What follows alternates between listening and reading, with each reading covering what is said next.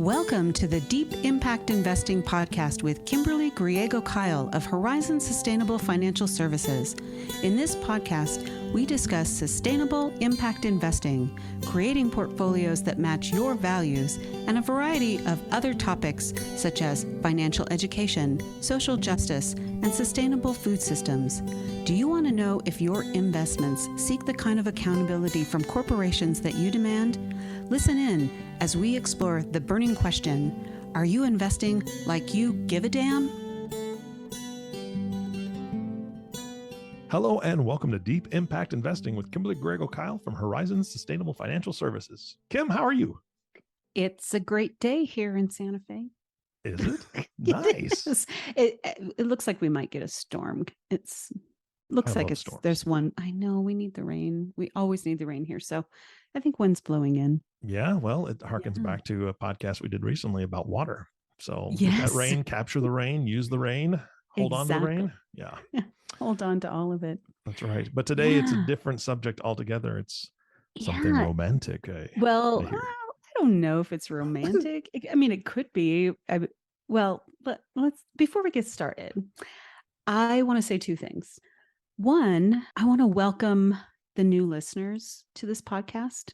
We've seen a big jump in listenership over the last few months. Yeah. And so thank you for coming and listening to this podcast. And, I hope you're enjoying it. So that was one. And two, Eric, when I woke up this morning, I had no idea what I was going to talk about today. All right. None. Which is why my notes were late getting to you. But I started to work on a project for a client for tomorrow afternoon, where I was going to be sitting down with her and her fiance to talk about long-term money planning between the two of them.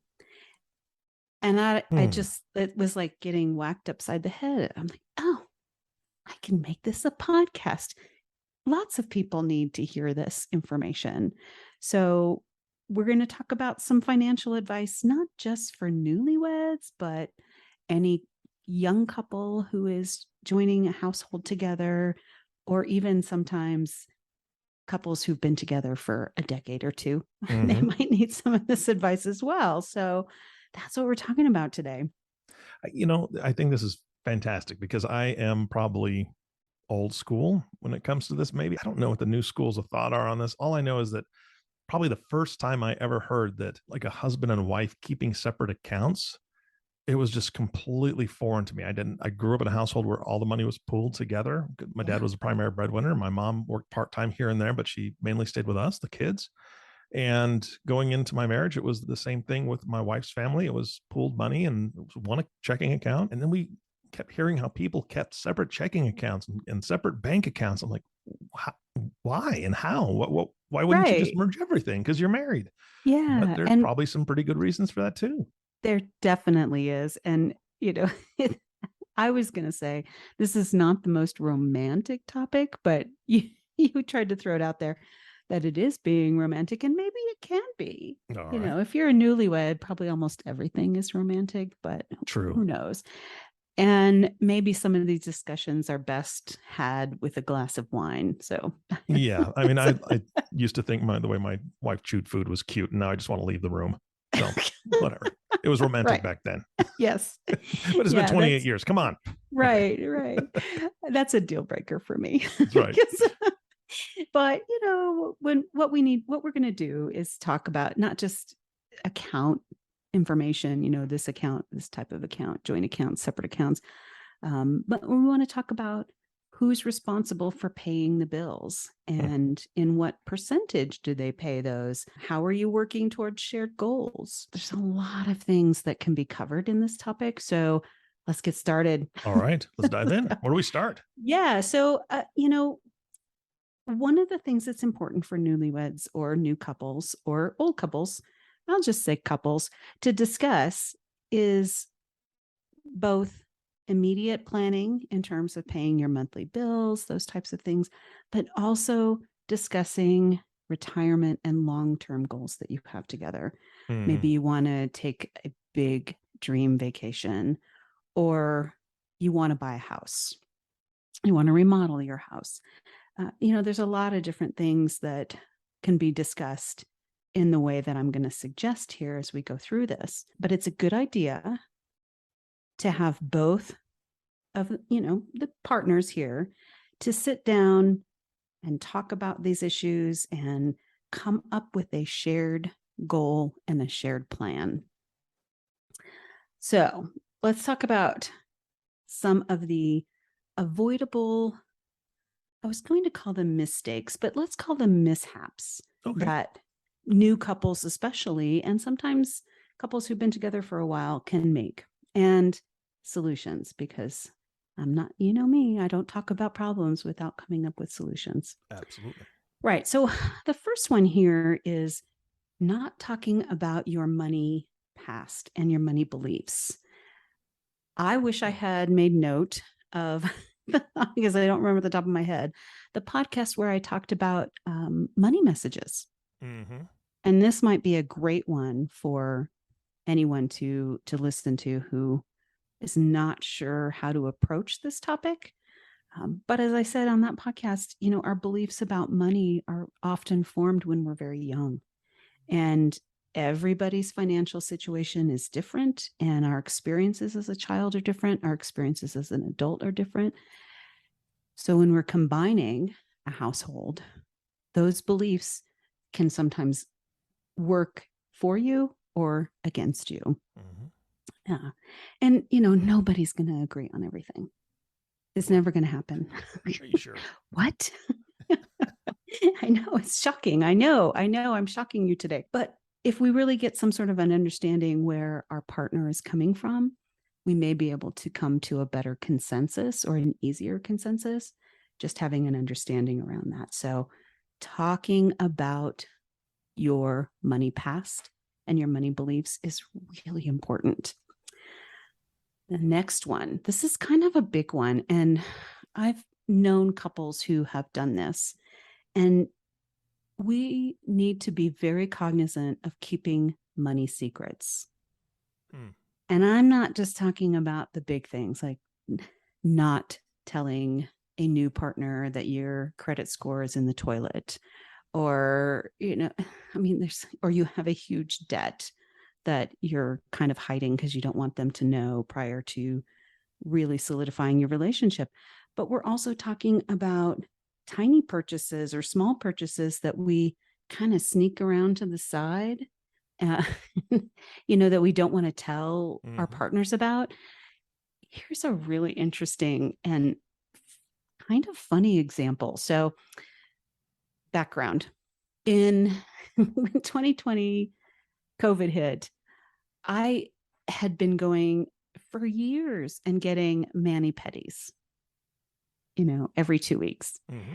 And when COVID hit, I couldn't go do that. So I started doing my own manicures and kind of spending money on this and spending money on that, which is fine. I have my own money. But one of the websites that I buy my items from, when you check out, you can click on an add to cart that says my excuse or my, I'm trying to remember how she phrases it, but basically you can say to put a label on the package that says, this is a free gift, or you've won, or, those, that's a money lie, right? Yes, absolutely. Clever, but not good. It is clever, but it's right. It leads to bigger deceptions down the road if we start with those little ones. So we need to be upfront about that. And according to a recent creditcard.com survey, that 30% of Americans feel that financial faithlessness or infidelity basically is worse than physical cheating. Oh my goodness. Right? 30%. Wow. It can be a big deal. So let's open those doors and not go down that side road. Well, I want to comment on this because I actually used to do something fairly deceptive. And a buddy and I were talking about it because what I would do is if I'd go to the Home Depot or I'd go someplace, my wife really knows what we're spending and sees the accounts and all that stuff, but it doesn't go line by line on what you purchase. So when I'd go to the Home Depot, she knew that I'd have to get tools or supplies or whatever. I would add like $20 cash back every once in a while. And the reason I would do that is because there was no way that I could get money out of our joint accounts without her knowing. And so if I wanted to buy her a birthday gift, if I wanted to do anything for her anniversary, I would squirrel away little things like that throughout the year. So I believe that's a positive thing. However, my buddy and I were talking about it, and when I told him, well, this is what I'm doing, because I never have cash on me, so I just kind of squirrel some away, and this is what I do. And he goes, I do the exact same thing, because I'll add cash back, because then my wife doesn't see it, but I do it because she doesn't like me gambling. I'm like, oh, dude, no. No, that's the wrong way to look at it. Wrong way. Yeah. Yeah. So I can see what you're doing in order to buy gifts, or, flowers for your wife or something without her knowing. Yeah. I can see that. I don't think we would consider that a faithless. Well, process. That's good. I appreciate that. That 30% won't hate me after this. So no. Next one, neglecting talking about your financial future together. I think when I reflect on my earlier relationships, my first marriage, we never talked about what our financial future was going to look like. We didn't even have a 10-year plan together, which is probably one of the reasons why we didn't stay together. We never really talked about these things. But a lot of your money decisions that you're making right now are going to impact not just current financial security, but the way you're going to be able to spend and enjoy your money in the future. So if we're looking at this together and making a plan for how we're going to pay for things, maybe, again, it's a big vacation or a camper or something like that, and that you're going to have shared experiences with, start early. Yeah. And honestly, this can be one of the most enjoyable conversations, money-related conversations that you can have with your partner. Planning for the future, planning for retirement, planning for that big item, doesn't matter what it is. So let's think about the parts that we enjoy on talking about money too. So it's not so nerve-wracking. Yeah, absolutely. Yeah. So the next one is letting one person in the partnership make all the money decisions. Now, we have seen traditionally men have always taken care of the money, right? I have a lot of older women clients who come to me and their husbands have passed away and they don't even know how to manage their checkbook, let alone the investments that they have. But what they do know at that point is they don't want a condescending financial advisor telling them what to do. Absolutely. They want help with that. So let's avoid anything like that happening. I don't think we see that as much in today's society, but it can still happen. It's okay for one partner to kind of take the lead, right? Like you said, your wife, she handles most of it. I currently take the lead on our finances and paying the bills and making sure everything is set up correctly. But for a number of years, my wife did that.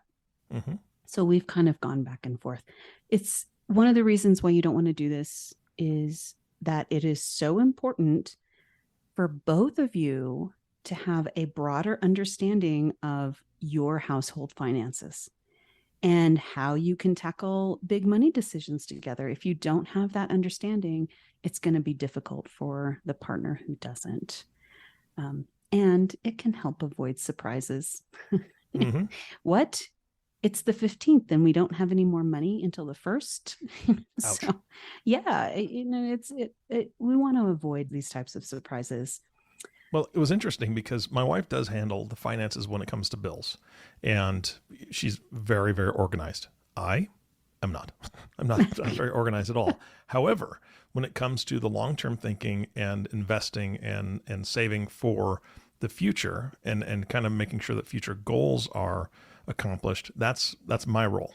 So that's where I was really, I had no idea that she didn't think of it long term like that. She knew this is Mhm. what we're going to do. We're paying this off. We're doing this. She was great with all that.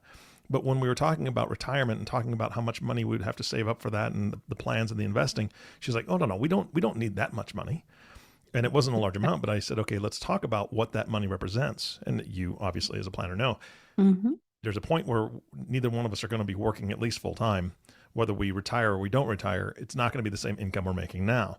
And so we're going to have to draw off of something, right? Right. And so in talking about that, she thought the numbers that I was throwing out was like, oh, we're going to be rich. And she's like, we don't need that. We don't need all that. And I said, no, Mm. no, listen, this has to last us for possibly 35 to 40 years in quote Yeah. unquote retirement. And then she had to think of it that way.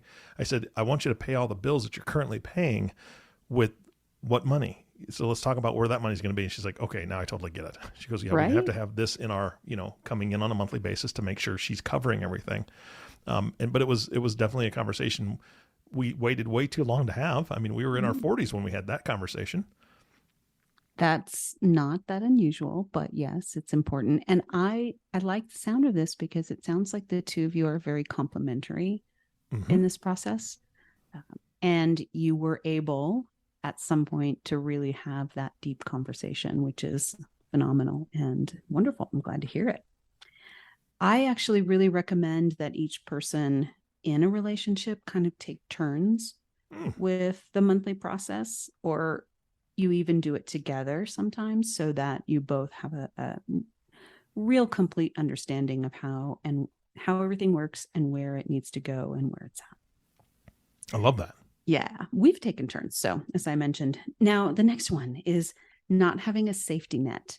Mm. I, this is sometimes difficult for young couples because your income's lower typically when you're in your 20s and 30s, and thinking about a safety net sometimes doesn't even come into the picture because you're thinking, all right, we're just barely living paycheck to paycheck. Mm-hmm. And so I want couples to start thinking about this as early as possible and eventually make sure they have their emergency fund set up, their savings emergency fund, not invested in the markets, but literally in cash. And it might take you a couple of years to get 3 months worth of emergency expenses saved up, but it will be worth it if you have a catastrophe. Most of us do not have long-term care or short-term care insurance. So, you've got to be able to cover yourself Mm-hmm. if something happens and you're unable to work. So that's kind of it sounds kind of like a downer, but it's not. I mean, really building up an emergency fund is often one of the big goals, financial goals that couples will achieve as a team.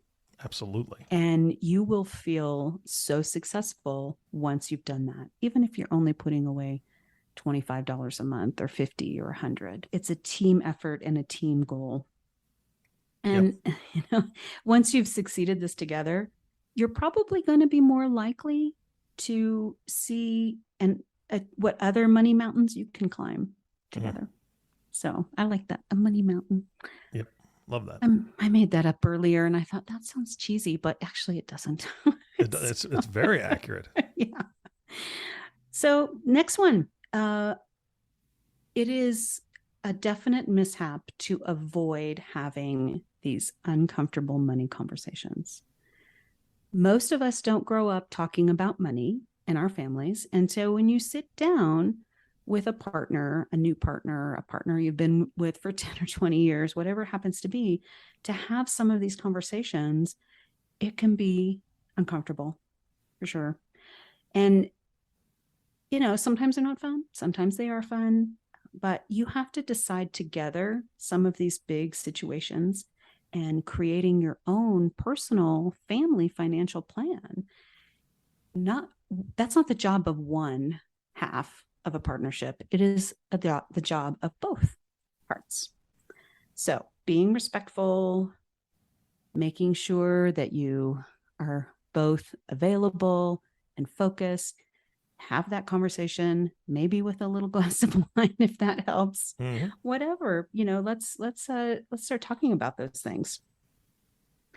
All right, we just got a couple more. So the next one is not agreeing on who's going to pay what of your monthly expenses or in what percentage. Now, you might think, what do you mean? What percentage? So I'm going to give you an example of our family.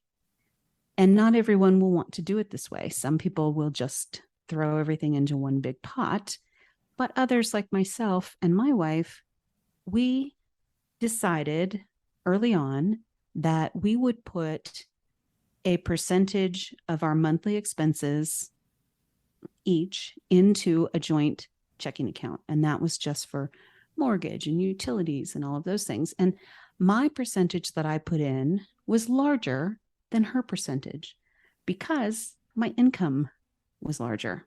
Mm-hmm. So we've adjusted that percentage over the years as incomes have changed, but we wanted to make it fair so that each of us would have some extra spending money. If she had to put in 50% and I put in 50%, I'd have a lot of extra money and she'd have none. Mm-hmm. So those are things to think about. Now, the next one. I like this one so much. Not asking for help when you need it. And who are you going to ask? You're going to ask us. So, which is why I came up with this topic, because my client, who has been a client since she was very young, and she inherited some family money, and now she is going to be getting married. I'm so excited for her. And I've literally been working with her for the entire 24 years of my career. Wow. I know. That's nice. It is. And what she realizes is money is not, one, her favorite thing or something that she really wraps her head around very easily. So she wanted to have these conversations with her fiance. And she came to me and said, would you do a financial planning session with both of us? And I said, yes, absolutely. I'd be happy to. I'd be honored to.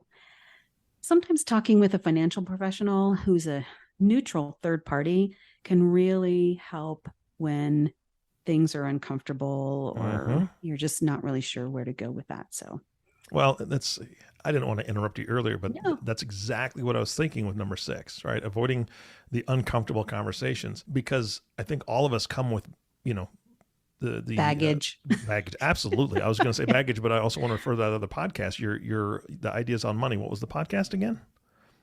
Money messages. Money messages. We all come with our own money messages, quote unquote baggage, because you may have experienced something. Your parents lost a bunch in the market, and now you're like, I am never going to get in the stock market because that almost ruined my parents. Well, that's one example, right? That right. you maybe you bring to the table, but maybe your upcoming spouse, your significant other, they saw their family do very well with the money management that they had done for them, and they have no fear of that. And that conversation is an emotionally charged one. So absolutely, I love the fact that this is, your number 8 is not asking for help when you need it. Getting a third party who can be the bad guy, quote unquote, or the good guy, right? Is so powerful, because you can take that off of one of the spouses and just say, hey, this is what we need to talk about. Here is this. The hard conversation to have. You're the one initiating it instead of the person that they love and they have to go home with later. Right. It's so important. And I was thinking about that when you were talking, and like, yeah, what if you really disagree in front of the financial advisor or financial planner, and then you still have to go home? You just have to push through it in as kind of a way as you can with each other. Being kind is super important around money. Yes. So the last two kind of go together. And, what we really want to do, as I'm doing with my client, is having a pre-wedding discussion or a discussion before you combine your households, whatever it happens to be for you. And that's not the only conversation that you should be having. You should be having regular conversations around money because your needs change over time, your goals change over time. And even if you're on the same financial page at the very beginning, you might not be 25 years down the road. Mm-hmm. And you won't know that if you're not continuing to have those conversations. And you cannot bring yourself back to the same page if you're not having these conversations. So, throughout your relationship, through your marriage, whatever it is, it's really important to continue to talk about money. So, Absolutely, because there's yeah, cultural issues there too, right? And absolutely. that's my wife and I got married at 20. I had no idea. I mean, she's Hispanic and I'm very white, and I never saw any family members living with other family members.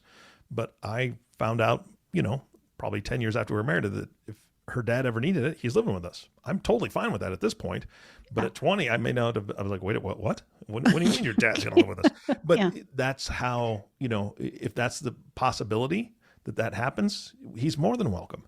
But it's a very cultural thing that family takes care of family as long as they can until other services are needed. And we'll cross that bridge when we get there. But Right. if you don't discuss this stuff, you could be surprised. Oh, it could be a very painful conversation if you don't discuss it. Absolutely. So here's a somewhat controversial, but also can be a money mishap Okay. if you don't really think about this ahead of time.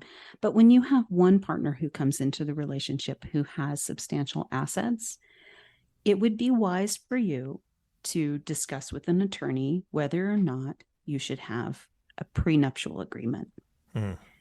A lot of people don't like that. And maybe you will decide with your legal advisor, not your financial advisor. So we don't give legal advice, but maybe you'll decide with them that having a prenup makes sense. So that's a hard conversation. That's probably the hardest conversation I can see having. But the good news is, it's good news. The more you talk about money, the easier it gets. Hmm. I promise you, it gets easier. Having to have, well, having regular conversations around making decisions and what your goals are, short term, long term, it becomes less stressful. And you will ultimately build a better financial future together, one that you will both be happy with. So that's Yeah. really good news. Now, you talked earlier about the separate checking account Mm-hmm. idea that just didn't make sense to you. And we're seeing this a lot more with younger couples, although my wife and I do this. We have a joint checking account that we both contribute to, and we each have our own individual checking accounts. That way, we both have our own money. And if I want to buy her a present, she's not going to know about There it. you go. Right? Well, Go Well, as you ahead. described it, I'd never heard of that before. I'd never heard about doing I mean, when you described how your situation is where you put in a certain percentage, she puts in a certain percentage, and that's what goes into the joint account, and the rest goes into your own accounts. I never thought of it that way, and I'd never heard that before because literally we've got some friends that they just have separate accounts, and one of them pays certain bills, like one pays the gas bill, one pays the electric bill, one pays the mortgage, one pays for, so they have these things separated out, and I just look at it and man, that's confusing, and I don't know if I would like that, but again, that's my own baggage, right? That I bring. My Right. parents were one joint account, her parents were one joint account. That's how we learned how to do things. That's how we do them now. But I Yeah. love your idea. I really like how you two are doing it because that makes a lot of sense, and you're still combining the money to pay Right. the major bills, and then you've got your own separate stuff to do what you want with too. Right. And you're also considering something for each person in this picture. Mm-hmm. Everyone should have their own discretionary spending money that the other partner isn't, watching like a hawk. What did you take that $50 out of the bank for? Or, Mm-hmm. we all want our own spending money. And that goes back to when we were kids. Yep. So create that for yourself. And these are three different ways of handling checking accounts and money processes. So you have to figure out what works best for you. When you Absolutely. have these discussions with your partner, whether you're starting a decade into your relationship or from the very beginning when you're combining your household, I really, really recommend that you set discussion parameters for each of you. Maybe you need to agree to lay all your cards out on the table from the very beginning. Each of you should have a turn in, talking about what the particular money issue is that's come up. Here's kind of an important one, and this sounds a little funny, I think, but you should agree that neither one of you gets to raise your voice, even if you're becoming distressed around the conversation. If you have to take a break from the discussion, then tell your partner that and agree on when you will come back to the topic and where you will come back to the topic. So don't just brush it off and say, I can't talk about this. Yeah, absolutely. Which is what happens. Yeah. But, create your own parameters, ones that work for you and your partner to have a good and healthy discussion. I also recommend having these conversations monthly. Set aside a date, 1st of the month, 15th of the month, whatever it happens to be, but you always have a conversation around your finances, your goals, your short-term goals, your long-term goals. See where you are. Are you on track? Did you get off track? Do you need to adjust something? Even if you only have a 15-minute conversation one month because everything's rolling along fine right now, that's okay too. But having that regular conversation will really create a money partnership, and you'll be able to set long-term goals and probably achieve them better than others might not be able to do. I agree 100%. Yeah. So I just want to wrap this up by saying there's no right way to manage your finances as a new couple or wrong way. What it's about is communication and trust and a little bit of planning. It's maybe a lot of planning, but you and your partner will have a relationship that is freer from conflicts, and probably freer from conflicts around money than if you don't start this from the very beginning. So if you're struggling to come up with a plan that works with both of you, as I mentioned earlier, seek professional advice. Talk to a financial advisor, talk to a financial therapist if necessary. But we here at Horizons are happy to help you with these conversations and get started on your lifelong planning journey and goal setting journey. So you can reach us at info@horizonssfs.com or via phone 505-982-9661. Awesome. Kim, thank you so much. Great information. I love the topic, and I love the delivery and the solutions. I love the solutions. Yeah. Solutions are great. Absolutely.